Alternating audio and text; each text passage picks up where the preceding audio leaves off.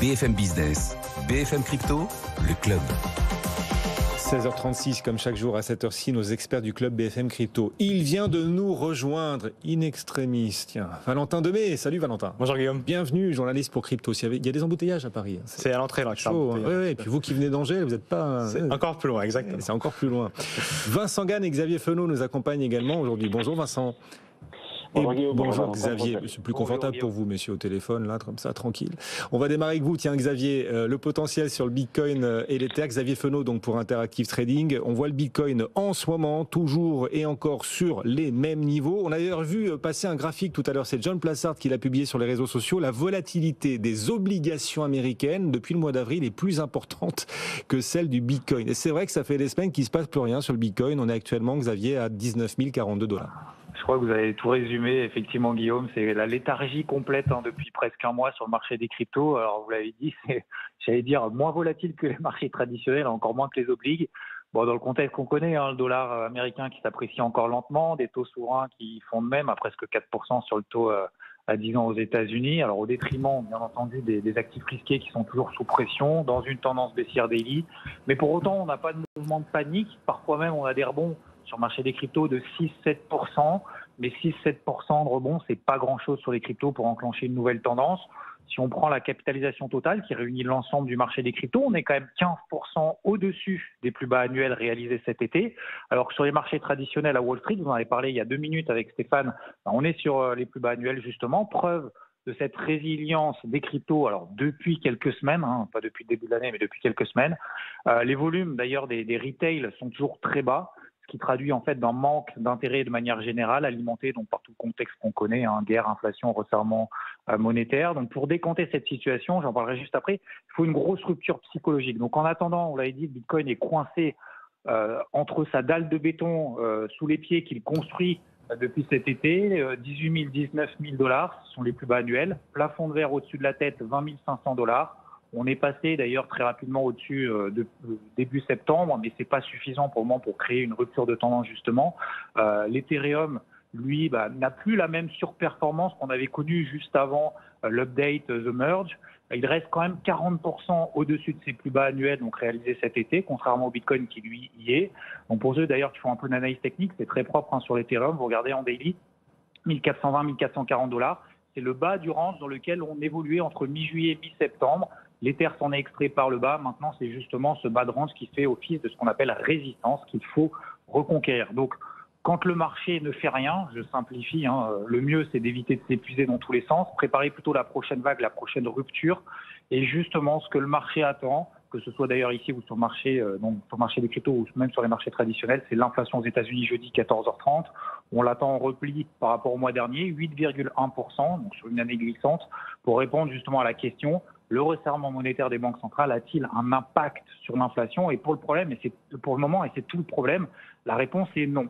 Donc stratégiquement, sur les cryptos, tant qu'on reste dans ces étaux de compression, attention à ne pas s'épuiser pour pas grand-chose, ou inversement à s'endormir, parce que la fin de semaine s'annonce intensive, mes starting blocks sont prêts. De votre côté, Vincent Gann, analyste indépendant sur ce marché crypto, quel potentiel voyez-vous pour la suite sur Ether, sur Bitcoin? Qu'est-ce qu'il faudra surtout particulièrement surveiller, d'après vous, qui serait susceptible d'impacter le potentiel? Écoutez, cher Guillaume, tout a été brillamment dit à l'instant par Xavier. Alors, que rajouter? Écoutez, ça surprend effectivement tout le monde. La volatilité s'est déplacée sur le marché obligataire. D'ailleurs, c'est là où il faut faire attention globalement pour les marchés financiers. Elle s'est déplacée sur le marché action. On peut s'étonner de ce qui se passe sur le marché crypto depuis le début de l'été, mais c'est qu'au fond, le marché crypto a eu sa part de baisse. Le cours du Bitcoin au prix actuel perd 73-74% depuis ses records annuels. Donc c'est un peu normal qu'il se soit stabilisé, car s'il avait répercuté la baisse du marché action en septembre ou la baisse du marché obligataire en septembre, il tendrait vers zéro. Donc ça, c'est une première chose. Alors maintenant, effectivement, sur cette période de stabilisation, on peut se poser la question, est-ce qu'il s'agit vraiment d'une phase, le point de départ d'une accumulation haussière? Malheureusement, là, on ne peut pas non plus répondre par oui. Xavier mentionnait à l'instant le volume du côté des traders particuliers. Je me suis tourné pour compléter du côté du volume des institutionnels en deux catégories, les asset managers et les traders institutionnels à effet de levier, les leverage funds. Il n'y a pas non plus là d'envolée, il n'y a pas d'inflexion haussière de la courbe. En fait, il y a une phase d'attentisme. C'est comme si on laissait ce marché de côté en attendant d'en savoir davantage. Je ne suis pas certain que le marché crypto puisse résister à un doublement des taux d'intérêt par rapport à leur niveau actuel. Donc je reste prudent, mais effectivement, et je conclus, je cède la parole, je sais, j'ai trop parlé, si on reste uniquement sur la partie purement technique, oui, on peut rêver, on peut y croire, tant que ce socle technique en béton armé, pour reprendre l'expression que Xavier mentionnait, à 18 500 $, 19 000 $, tant qu'il tient, on peut y croire. Maintenant, le vrai prochain bull run, le vrai renversement haussier, chers auditeurs, vous l'aurez, mais courant 2023. Restez patients. Donc, merci Vincent. Vincent Gane, merci beaucoup. Cet esprit de synthèse de nos deux spécialistes du mardi. Vincent Gane, analyste indépendant, et Xavier Fenot pour Interactive Trading. Bonne suite de séance, bonne fin de journée. Messieurs, et Valentin Demey qui nous accompagne, journaliste donc pour Cryptos. Vous êtes prêts, Valentin ? Tout à fait. Ethereum, tiens, ça fait maintenant quasiment un mois que le merge d'Ethereum a eu lieu. Et franchement, on est tous intrigués par ce qui est en train de se passer. Depuis le merge, de moins en moins d'Ethers sont émis, mais le prix n'en profite pas. Le prix de l'Ether ne progresse pas. On a l'habitude de dire que ce qui est lourd est cher, que ce qui est rare est cher. Valentin, là, les Ethers sont de plus en plus rares, mais pas de plus en plus chers. Ouais, en fait, c'est un peu amusant parce que dans la construction, on est un peu à l'inverse de ce qui se passe d'un point de vue monde, justement, où on n'est pas dans une création de monnaie, on est sur une diminution, on est sur l'inverse de l'inflation. Et pourtant, malgré que ce soit ça que recherchent les banquiers centraux, on n'arrive pas à inverser la courbe du prix. Alors, d'un point de vue chiffre, ça fait effectivement une semaine qu'on brûle davantage d'Ether qu'on en émet. Ça, c'est lié en partie avec le merge parce que ça a attiré plus d'intérêt, mais si aussi le cas est grâce au fait qu'il y a eu l'EIP 1559. L'EIP, c'est une implémentation dans la blockchain Ethereum qui justement introduisait le fait qu'on allait brûler, supprimer un peu d'Ether de ce qui était créé à chaque transaction. Il faut bien comprendre qu'aujourd'hui, quand on fait une transaction, il y a une partie qui était données aux mineurs, qui sont maintenant données aux validateurs pour les récompenser de leur travail et de sécuriser la blockchain. Et c'est aussi une sécurité pour pas qu'on vienne gratuitement attaquer la blockchain Ethereum et la surcharger, puisqu'il faut payer à chaque fois un petit peu, ça serait pas rentable de le faire. Donc de moins en moins d'Ethers sont émis et pourtant le prix de l'Ether n'en profite pas, ne progresse pas. Et voilà, en fait, c'est ça. C'est-à-dire que malgré le fait que la blockchain est de plus en plus utilisée et que quand elle est très très utilisée, ça coûte de plus en plus cher, et c'est ce qui est arrivé depuis une semaine, c'est-à-dire qu'elle est de plus en plus sollicitée, donc de plus en plus chère à utiliser. Et on a du coup sur l'année moins 0,5 Ether qui sont créés en proportion sur la supply et le cours n'en profite pas. Alors peut-être que c'est encore trop récent, peut-être que dans tous les cas en fait la pression, enfin l'achat des instituts et même des particuliers ne suffit pas à faire que le cours reparte, mais en tout cas d'un point de vue chiffre, on est c'est déflationniste l'Ethereum depuis une semaine, la blockchain Ethereum est déflationniste depuis une semaine à hauteur de 0,5%, donc à terme on pourrait imaginer que ça profite au prix, mais là en une semaine et en un mois de merge, effectivement ça n'a pas encore imprégné le cours cette subtilité. Oui, et donc voilà, les prix, les cours de l'Ether ne profitent pas du fait que de moins en moins sont émis.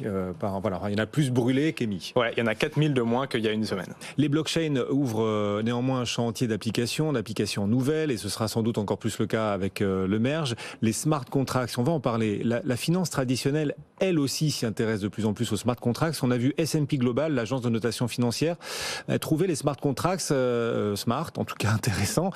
S&P Global vante, Valentin, les mérites des smart contracts. Ouais, on est sur la double clé de lecture qui a là aussi sur le côté la blockchain c'est bien, mais Bitcoin n'est peut-être pas la meilleure manière de l'incarner. Là c'est pareil, Ethereum et la programmabilité de cette blockchain incarné par les contrats intelligents qui sont les smart contracts, c'est bien les smart contracts, mais peut-être pas par Ethereum. C'est en tout cas dans cette dynamique-là que S&P Global communique. Ils ont identifié dans les contrats intelligents, dans les smart contracts apportés en partie par la technologie Ethereum, beaucoup d'avantages, quelques points d'attention et des choses un peu moins bien. Si on essaie de regarder ça ensemble, dans la valeur ajoutée, ils ont identifié 3 choses. les DAO, donc les fameuses DAO, c'est Decentralized Autonomous Organization, donc ces fameuses entités qui permettent de prendre des décisions quand on a un token dans un sens ou dans l'autre, de manière décentralisée.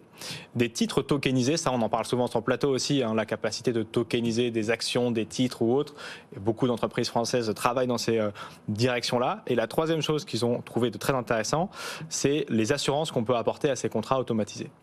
Avec quand même, un autre point important, c'est la transparence et l'auditabilité. Il n'y a pas besoin d'avoir une agence de notation externe qui vienne regarder ce qui se passe, s'assurer de ce qu'on a délivré pour noter. N'importe qui, n'importe quand peut vérifier ce qu'il y a sur le contrat et c'est ce qui leur plaît. Donc ça, ils ont trouvé ça très intéressant. Et on parle bien de S&P, la grande agence de notation financière, à propos des smart contracts. Exactement, voilà. À l'initiative du S&P 500 notamment, que vous connaissez bien ici Guillaume.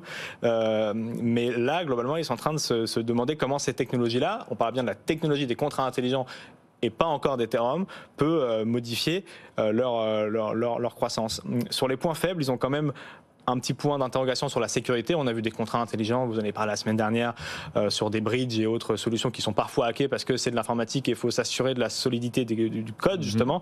Et puis, et là, c'est en train de se régler au moment où on parle la régulation et la réglementation en place sur ces secteurs, qui n'est pas encore assez solide pour que de telles sociétés émettent ou aillent dans ce sens-là d'un point de vue public. C'est en train de se résoudre, côté US et côté Europe. Donc on peut imaginer que quand les deux choses vont concorder, il n'y a pas de problème pour que la sécurité suive et qu'on puisse avoir dans tous les desks ces contrats intelligents qui permettent de réduire drastiquement les coûts de ces entreprises et d'apporter plus de transparence. Et à propos de l'Europe, ça y est, la réglementation MiCA a été adoptée par le Parlement européen. Hier à 18h, ouais, c'est fait. Puisqu'on était dans les DAO, donc comment on peut qualifier les DAO, les plateformes décentralisées, on va le dire comme ça. De vote, de gouvernance décentralisée. Bon. Eh bien, l'une d'entre elles, MakerDAO, est en pleine crise d'Oedipe, mesdames, messieurs. MakerDAO tente de tuer le père, en tout cas de s'émanciper du stablecoin USDC. Pour cela, MakerDAO compte sur le dollar quand même, et les États-Unis, c'est dans les vieux pots qu'on fait les meilleures soupes, et donc va investir 500 millions de dollars dans des obligations américaines. Ouais. Alors il y a deux objectifs à ça. La première, c'est peut-être d'essayer de sortir un petit peu de la dépendance du coup qu'ils ont à l'USDC, parce qu'il faut voir MakerDAO comme étant, pour rappel, l'entité qui émet les DAI, le stablecoin décentralisé de l'écosystème majoritaire. 6 milliards d'émissions de DAI, le DAI qui est ce token qui suit le prix du dollar, justement pour apporter un peu de choses réelles, d'actifs de la vie réelle, comme on dit dans la finance décentralisée. Donc la première envie, d'une certaine manière, c'est de se détacher de l'USDC, qui est l'équivalent, mais émis par Circle, donc une entreprise centralisée, qui a, elle, la capacité, en un claquement de doigts, de geler des USDC sur des adresses, chose que ne peut pas faire le DAI qui est décentralisé. Mais, pour l'anecdote, et pour comprendre en fait la situation dans laquelle on est, il y a beaucoup d'USDC qui sont dans le protocole Maker pour garantir la stabilité du protocole Maker. Donc en fait, c'est un peu dommage. Donc il y a la première volonté, c'est ça, d'enlever un peu du USDC de leur balance, oui, tout en garantissant le prix à $1, parce que c'est le but du DAI. Donc effectivement, c'est un peu vouloir complexe. Tenir les deux bouts de l'honnête là. Exactement, c'est toute la difficulté. Mais en fait, le deuxième truc, et c'est plus intéressant, c'est ce fameux pont dont on discute souvent sur ce plateau entre la finance traditionnelle d'un côté et la finance décentralisée de l'autre. Si c'est amusant d'avoir une finance décentralisée qui, il y a quelques mois, valait 2000 milliards dans les blockchains et qui intéresse de plus en plus les instituts, parce qu'effectivement, il y a de la valeur à capturer des usages. L'autre côté doit être aussi vrai, et on doit être capable de se positionner sur des acteurs un peu plus centralisés, de la finance plus traditionnelle, et c'est ce que fait Maker avec cette news-là, c'est-à-dire qu'ils vont débloquer 500 millions après cette vote de gouvernance que vous signaliez là, pour en fait les déplacer sur des obligations d'État à 1 et 3 ans pour générer du rendement. Puisqu'aujourd'hui, le stablecoin USDC ne rapporte plus grand-chose. Sur le protocole AAV qui est majoritaire, c'est 0,60% d'intérêt annuel, donc c'est pas grand-chose. Alors que les obligations américaines, c'est 2,5 en ce moment. Ah oui. Donc effectivement, ça rapporte plus. Donc c'est de faire ce pont, c'est-à-dire que quand c'est plus intéressant d'être dans la DeFi, on peut être dans la DeFi de base, mais de pouvoir aller dans l'autre sens, sachant que eux, les instituts, sont très capables de venir facilement chez nous, dans l'écosystème DeFi en tout cas, quand c'est plus rentable de l'être. Voilà, MakerDAO en plein complexe d'Oedipe qui tente de tuer le père. C'est pas facile. En tout cas, de s'adapter aux opportunités de marché. Bien sûr. Valentin Lemay nous accompagne, journaliste pour Cryptos, régulièrement à nos côtés. Merci Valentin. Merci Guillaume. D'être passé nous voir, le club BFM Crypto, chaque jour aux alentours de 16h35. Le CAC 40 toujours en légère baisse et les taux obligataires qui continuent de monter partout en Europe. Et aux États-Unis, on parlait du rendement des obligations américaines. Eh bien, le 10 ans américain, toujours plus rentable, il vaut actuellement 3,94. Il rapporte actuellement 3,94.